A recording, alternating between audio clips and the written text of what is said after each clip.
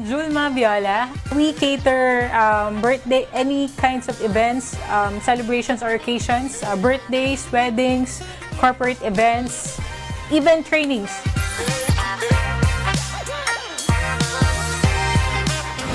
Parang amenity siya ng building.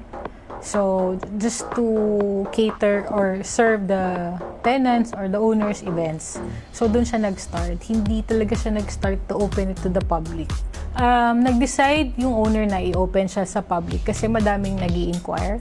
Hanggang na-refer siya and dumami na yung mga inquiries. So, the owner decided na i-open na lang din siya sa public. Most especially, maganda yung location ng area. For me, our edge is our parking spaces. Because mismo sa building, we can cater up to more than 100 or 200 parking slots.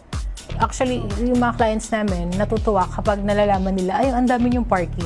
And then, of course, with our team's services, yung customer service namin, talagang, I must say, very, reliable when it comes to that one. Challenges, of course, yung magsimula na hindi mo pa alam yung mga dapat mong ilagay, dapat mong gawin, and all. But of course, madali naman ma-overcome yun. Isa nga sa challenges namin ng pandemic, kasi syempre, walang events, madaming na-cancel na mga events noon, madaming nagpapa-refund. Yung how to introduce the venue itself to the public, kasi nga, syempre, hindi lang naman yung events place yung nandito sa Quezon City. Diba?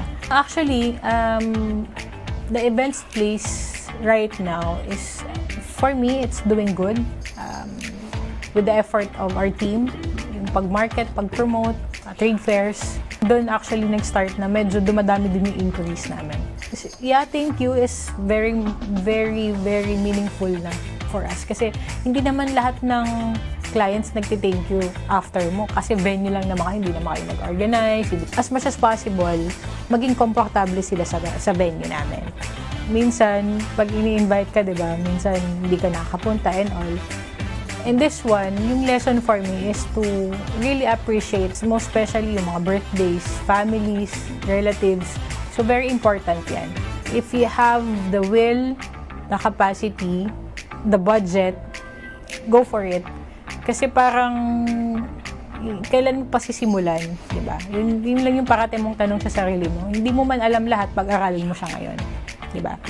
So, hindi naman tayo always ready eh. Malalaman natin na ready tayo pag nasimulan natin. So, if you are really willing to do that, you have to start doing it now.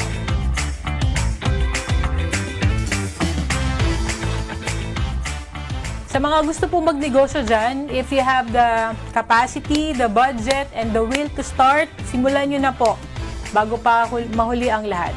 Kaya naman, tara! Negosyo tayo!